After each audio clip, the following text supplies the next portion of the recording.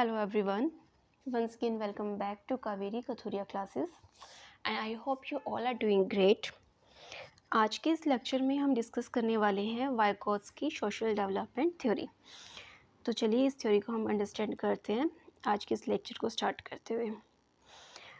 यहाँ पर name given है आपको वाइगोत्स्की सोशल डेवलपमेंट थ्योरी। इसी को एक और नाम से जाना जाता है जिसे हम सोशल कल्चर डेवलपमेंट थ्योरी कहते हैं। हिंदी में इसे सामाजिक सांस्कृतिक विकास सिद्धांत कहते हैं और इसे सांस्कृतिक विकास सिद्धांत भी कहते हैं। और लेव वाइगोत्स्की इनका कंप्लीट नेम है, लेव वाइगोत्स्की के द्वारा दी गई है। बात करें इनके जन्म की तो 1896 से 1934 जो है इनका टाइम पीरियड रहा। रशिया के ये रहने वाले हैं। तो कुछ इंपॉर्टेंट बातें हैं, डायरेक्ट जो है स्ट्रेट फॉरवर्ड फैक्ट्स पूछे जाते हैं, तो ये आपको ध्यान रखनी है। चलिए इनकी थ्योरी को थोड़ा सा जो है डीपली अंडरस्टैंड करते हैं क्या चीज़ है। सोवियत रूस में मनोवैज्ञानिक लेव वाइगोत्स्की ने बालकों में सामाजिक विकास से संबंधित एक सिद्धांत का प्रतिपादन किया था। ये कहते हैं कि सोवियत रूस में एक मनोवैज्ञानिक थे, एक साइकोलॉजिस्ट थे जिनका नाम था कंप्लीट नेम लेव वाइगोत्स्की। लेव वाइगोत्स्की ने बच्चों के जो सोशल डेवलपमेंट है, जिसको सामाजिक विकास कहते हैं, सोशल डेवलपमेंट से संबंधित एक जो है सिद्धांत दिया था। और इस सिद्धांत में उन्होंने बताया कि बालकों में हर प्रकार के विकास में उनके समाज का विशेष योगदान होता है। मतलब ये कहते हैं कि बच्चे के डेवलपमेंट में जो उसका सोशल डेवलपमेंट है, उसके अंदर सोसाइटी का मेन रोल रहता है, सोशल इन्वायरमेंट का जो है मेन रोल रहता है। जन्म के समय शिशु का व्यवहार सामाजिकता से दूर होता है। मतलब एक बच्चा है जन्म के समय वो बहुत छोटा है, जब वो उसको मतलब कुछ भी नॉलेज नहीं है, ना वो भाषा का ज्ञान है, ना उसके अंदर कोई विचार है, तो उसके अंदर कोई नॉलेज नहीं होता। उस समय उसका समाज से कोई लेना देना नहीं होता, वो सोसाइटी से बहुत दूर होता है, वह स्वार्थी होता है, उसे केवल अपनी शारीरिक आवश्यकताओं की पूर्ति करने की ललक होती है। अब आप कहेंगे कि एक छोटा बच्चा स्वार्थी कैसे हो सकता है, तो देखिए इसका बहुत अच्छा एग्जाम्पल दिया गया है कि एक छोटा बच्चा जो है उसे भूख लगी है तो वो रोने लगेगा। ठीक है, अगर मान लीजिए कि ऐसा कोई सिस्टम है कि अभी उसके घर में कुछ खिलाने पिलाने को नहीं है, कुछ नहीं है सिस्टम खिलाने पिलाने का, लेकिन वो तो रोएगा चिल्लाएगा क्योंकि उसे भूख लगी है। उसे ये नहीं पता कि उसके घर में कुछ खाने की चीज़ अवेलेबल नहीं है। ठीक है, तो यहाँ पर कहते हैं कि वो बच्चा इतना छोटा है कि उसका जो है अपनी भूख प्यास तक ही जो है उसका शरीर है, और वो क्या करता है, सिर्फ ये चाहता है कि उसे खाने पीने को टाइम से मिल जाए। उसको ये नहीं पता कि घर वाले कहीं बिजी हैं, कोई काम है, कुछ भी नहीं। वो इतना स्वार्थी है कि बस वो खाने पीने तक ही डिपेंडेंट होता है। तो यहाँ पर बच्चे, छोटे बच्चे को स्वार्थी प्रवृत्ति का कहा जाता है। अपनी सिर्फ शारीरिक अवस्थाएं आवश्यकताएं, मतलब उसको सिर्फ अपना खाना पीना यही चीज़ें दिखती हैं कि उन्हीं चीज़ों की ललक होती है। अब वह सजीव व निर्जीव वस्तुओं में कोई अंतर को नहीं समझता है। बच्चा इतना छोटा है, उसको ये नहीं पता कि कौन सी चीज़ तो लिविंग थिंग है और कौन सी नॉन लिविंग थिंग है। जैसे आपने कई बार देखा होगा कि छोटे जो बच्चे होते हैं उनको जब खाना खिलाया जाता है तो वो उनके साथ जो उनके टॉयज़ होते हैं, जो एक टेडी बियर होता है, तो वो उसको भी खाना खिलाने लगते हैं। वो सोचते हैं कि जैसे उसे भूख लगी है वैसे इसे भी भूख लगी है। तो वो living thing non living thing के अंदर जो है डिफरेंस को अंडरस्टैंड नहीं कर पाते। व्यक्तिगत विकास सामाजिक और सांस्कृतिक परिवेश के बिना उसकी समझ से परे है। कहता है कि जब बच्चा थोड़ा-सा बड़ा होता है, उसके बाद जब उसका डेवलपमेंट होता है, जो व्यक्तिगत विकास है, मतलब किसी भी पर्सन का जो डेवलपमेंट है, इंडिविजुअल डेवलपमेंट, सामाजिक एवं सांस्कृतिक मतलब सोशल डेवलपमेंट और कल्चर डेवलपमेंट के बिना नहीं हो सकता। ठीक है, उसको सोसाइटी की और कल्चर की ज़रूरत पड़ती है उसको संपूर्ण रूप से तैयार करने के लिए। अब एक अकेले अमूर्त सिद्धांत से ज्ञानात्मक विकास की व्याख्या नहीं की जा सकती। अब यहाँ पर क्या कहते हैं, एक अकेले अमूर्त सिद्धांत। अब अमूर्त सिद्धांत भी बोल दिया, साथ में ज्ञानात्मक भी बोल दिया। आपको पता है ज्ञानात्मक की बात किसने की थी? जीन पियाजे ने की थी। कहते हैं सिर्फ एक जीन पियाजे की जो ज्ञानात्मक विकास है, और वो विकास जो दिखाई भी नहीं देता, अमूर्त सिद्धांत है, उसकी व्याख्या के सिर्फ एक उसी के ऊपर डिपेंड होकर जो है हम किसी बच्चे की पूरी डेवलपमेंट को डिफाइन नहीं कर सकते।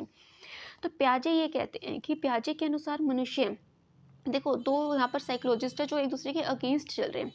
एक तो पियाजे, एक वाइगोत्स्की है। पियाजे के अनुसार मनुष्य अपनी सोच व दिमाग से संसार की परिकल्पनाएं करता है, लेकिन वाइगोत्स्की क्या कहते हैं, इसकी विपरीत व्याख्या करते हैं। वो कहते हैं कि उसके अनुसार ज्ञान सामाजिक क्रियाओं की अंत कारण है। मतलब जब बच्चा है वो सोशल एक्टिविटीज़ के साथ इंटरेक्ट करता है तभी उसका डेवलपमेंट होता है। और पियाजे क्या कहता है कि बच्चे का अपना दिमाग है, अपनी सोच है, उसी के थ्रू जो है उसका डेवलपमेंट होता है। लेकिन क्या सिर्फ दिमाग और दिमाग की सोच ही काफ़ी है? वाइगोत्स्की ने कहा है कि नहीं, बच्चे के लिए उसका सोशल इन्वायरमेंट, उसका कल्चर, ये सारी चीज़ें भी इंपॉर्टेंट होती हैं। तो यहाँ पर ये कहते हैं व्यक्ति वातावरण में बदलाव कर सकता है। व्यक्ति जो है वातावरण में मतलब अपनी इन्वायरमेंट में चेंजेस कर सकता है, ताकि वह अच्छे से प्रकृति के साथ जो है इंटरेक्ट कर सके, मतलब अपने आसपास के इन्वायरमेंट को समझे।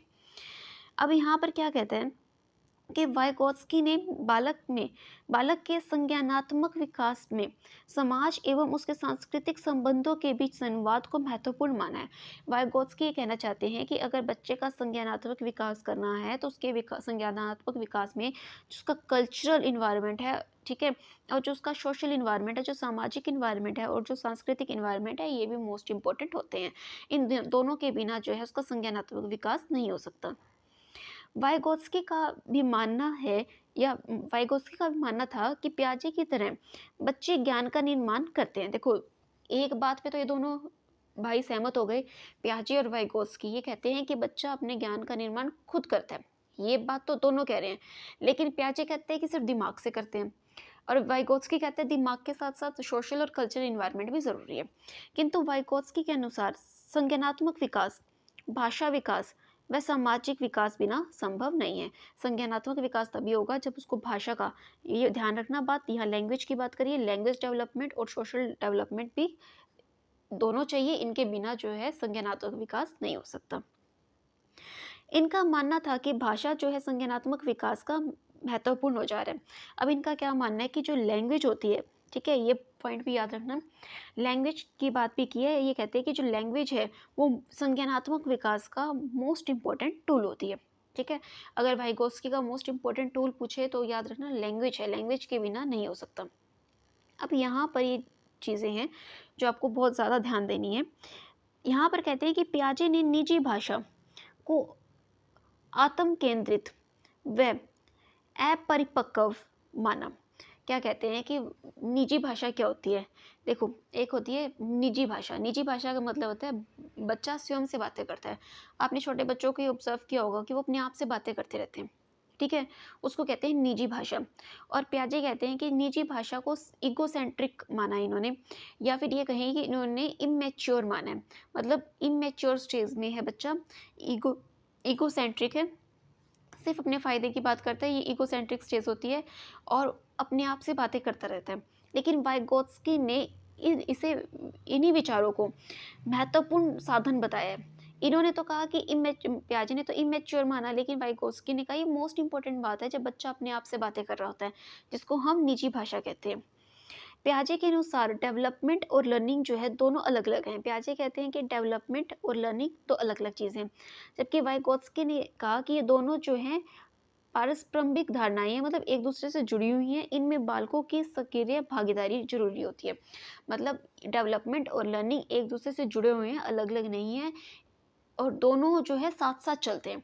मतलब जब बच्चे की डेवलपमेंट हो रही होती है उसके साथ साथ ही उसकी लर्निंग भी हो रही होती है, तो दोनों एक दूसरे से जुड़ी हुई हैं। तो मोस्ट इंपॉर्टेंट पॉइंट है, एग्जाम में ये पूछा जाता है कि निजी भाषा किसने दी, तो निजी भाषा के ऊपर भी आपको याद रखना है कि इसको वाइगोत्स्की ने क्या कहा है, एक इम्पोर्टेंट टूल कहा है, जो खुद से बात करता है, सेल्फ टॉक जिसे बोलते हैं। कंसेप्ट ऑफ जेडपीडी, अगर आपसे जेडपीडी पूछा जाए तो ये भी किसने दिया है, वाइगोत्स्की ने दिया है। जेडपीडी की फुल फॉर्म पूछी जाती है कई बार, जोन ऑफ प्रॉक्सिमल डेवलपमेंट, संभावित विकास का क्षेत्र। बालक के वास्तविक क्षेत्र या तथा कार्यकारी क्षेत्र के मध्य अंतर को जेडपीडी कहा जाता है। देखो, एक लाइन है, मोस्ट इम्पोर्टेंट है, वास्तविक क्षेत्र मतलब जिसका एक्चुअल स्कोप है, जो दायरा है, कार्यकारी क्षेत्र मतलब जहाँ तक के कार्य वो कर सकता है, दोनों के बीच मध्य जो अंतर है उनको जेडपीडी कहा जाता है। एक बार एग्जाम्पल से समझते हैं। बालक द्वारा स्वयं निष्पादन किया हुआ कार्य तथा किसी बड़े वयस्क की सहायता से किए हुए कार्य के अंतर को प्रदर्शित करता है। मतलब कहना ये चाहता है कि एक दायरा तो वो है जो वो काम खुद कर सकता है, और एक वो जो वो किसी बड़े की हेल्प से, किसी एक्सपर्ट की हेल्प लेकर जो कार्य उसने किया, उन दोनों के बीच के अंतर को क्या कहते हैं, जेडपीडी कहते हैं। अब यहाँ पर इसको एक बहुत अच्छी एग्जांपल से समझाया गया है। बालक जो कर रहा है तथा बालक जो कर रहा है मतलब जो कार्य वो खुद कर रहा है तथा जो करने की क्षमता रखता है, दोनों के बीच मध्य अंतर को ZPD कहते हैं। कहने का मतलब ये है कि मान लो कि किसी बच्चे ने इतना काम किया, खुद से किया तो इतना काम किया, किसी बड़े की सहायता से किया तो इतना काम किया, ठीक है। इन दोनों के बीच के डिफरेंस को कहते हैं ZPD। इतना बात समझ में आया? या फिर आप ये समझ लीजिए कि ये कहना चाहता है कि खुद से काम करता है वो इतना, लेकिन अगर उसको थोड़ी सी हेल्प प्रोवाइड कर देंगे तो वो इतना कर लेगा। कार्य करने की क्षमता रखता है तो वो भी क्या कहलाता है? ZPD कहलाता है। अब एक एग्जांपल देखो, दो बच्चे जिनकी आयु समान है, सेम एज के बच्चे हैं, उनका टेस्ट लिया गया। जैसे क्लास में होता है ना, अगर हम बात करें कि एक क्लास में 40 बच्चे हैं, सबने टेस्ट लिया, उन सबके मार्क्स आए, दोनों, अब यहाँ पर एग्जांपल दो बच्चों पे लिया है कि इजीली समझने के लिए, दोनों ने इस परीक्षण में समान अंक प्राप्त किए, मतलब दोनों के 50-50 नंबर आए। अब दोनों को 1 महीने का समय दिया गया, मतलब दो बच्चे हैं, ए है एक बी है, दोनों के क्या आए? 50-50 मार्क्स आए, सेम मार्क्स आए। अब इनको क्या कहा गया? 1 महीने का और टाइम लो, ठीक है। अब 1 महीने के बाद क्या किया गया? बालक ए को, मतलब जो एक बच्चे को क्या है, ट्यूशन दिया गया, जबकि दूसरे बालक को स्वयं तैयारी करने को कहा गया। मतलब एक बच्चा तो है सेल्फ स्टडी कर रहा है, एक बच्चा जो ट्यूशन ले रहा है, मतलब नाम या ट्यूशन रख दिया, या फिर ये कहें कि एक एक्सपर्ट की किसी की सलाह ले रहा है, किसी से हेल्प ले रहा है, जो उसको एक्स्ट्रा जो है एफर्ट्स लगवा रहा है। अब दोनों के द्वारा दिए गए टेस्ट में ए के 90 मार्क्स आ गए और बी के 80 मार्क्स आ गए, तो जो ये बीच में डिफरेंस है 10 नंबर का, उसी को कहते हैं ZPD। क्यों? क्योंकि इसने तो किसी एक्सपर्ट की सलाह ली थी और इसने जो है खुद से किया था। तो यही तो कहता है कि खुद से कार्य करने की क्षमता और किसी एक्सपर्ट की हेल्प लेकर करने की जो क्षमता होती है, उन दोनों के बीच के डिफरेंस को ZPD कहते हैं, जोन ऑफ प्रॉक्सिमल डेवलपमेंट कहते हैं। अब यहाँ पर ये जो दो टर्म है ZPD और स्काफोल्डिंग, ये दोनों जो है, आप कंफ्यूज नहीं होना है, मोस्ट इंपॉर्टेंट है, एग्जाम में बच्चा यही कंफ्यूज होता है। यह बालक को समय समय पर अथवा ज़रूरत पड़ने पर दी जाने वाली बाह्य अस्थायी मदद है। देखो, याद क्या रखना है स्कैफोल्डिंग में? एक तो वर्ड याद रखना, टेम्परेरी। टेम्परेरी हेल्प दी गई है तो मतलब क्या है? स्कैफोल्डिंग है। एक्सटर्नल हेल्प लिखी जाए तो भी क्या है? स्कैफोल्डिंग है। ज़रूरत पड़ने पर दी गई है तब भी आप क्या टिक करेंगे? स्कैफोल्डिंग है, ठीक है। यहाँ किसी डिफरेंस की बात नहीं की गई, पहले क्या था अब क्या है, दोनों में क्या अंतर है, अंतर की बात नहीं की। जो अंतर की बात करें तब वो है आपका ZPD है। लेकिन जब कहे कि टेम्परेरी हेल्प दे दी, ज़रूरत पड़ने पर हेल्प दे दी, तो समय समय पर ज़रूरत पड़ी तब मदद कर दी गई, तो वो है स्कैफोल्डिंग। एक बालक किसी बड़े व्यक्ति या वयस्क द्वारा दी जाने वाली एक्सटर्नल हेल्प को क्या कहते हैं? हम एक्सटर्नल, टेम्परेरी एक्सटर्नल हेल्प को ही स्कैफोल्डिंग कहा जाता है। एक अकुशल बालक द्वारा किसी कुशल व्यक्ति की बाह्य अस्थायी मदद लेना स्कैफोल्डिंग कहलाता है। जैसे पहली बार साइकिल चलाना सीखने के लिए हम किसी की क्या करते हैं? मदद करते हैं। जैसे एक बच्चे को साइकिल चलानी सिखानी है, तो उसके जो फादर है उसको वो हेल्प कर रहे हैं चलाने में, तो वो उसको हेल्प क्या सारी उम्र पकड़ पकड़ के हैंडल थोड़ी ना चलवाएंगे। वो एक बार हेल्प कर देंगे, जब वो सीख जाएगा तो छोड़ देंगे। तो वो जो टेम्परेरी हेल्प जो उसको दी गई है वो क्या कहलाती है? स्कैफोल्डिंग कहलाती है। तो ये थी आज की हमारी थ्योरी जो हमने डिस्कस की, स्कैफोल्डिंग को डिस्कस किया, ZPD को हमने डिस्कस किया, और यहाँ पर जो मेन डिफरेंस आपको याद रखना है, ठीक है, इसको भी आपने अंडरस्टैंड करना है, पियाजे में और वाइगोत्स्की की थ्योरी में क्या डिफरेंस है। तो ये थी ओवरऑल आज की हमारी जो है वाइगोत्स्की की social development theory. I hope ये आपको क्लियर होगी। तो इसको बहुत अच्छे से जो है आप नोट्स बनाएं, इसको लिखें और उसको समझें। कोई भी अगर डाउट है तो आप कमेंट सेक्शन में मुझसे पूछ सकते हैं। So meet you in the next lecture. Till then, stay connected.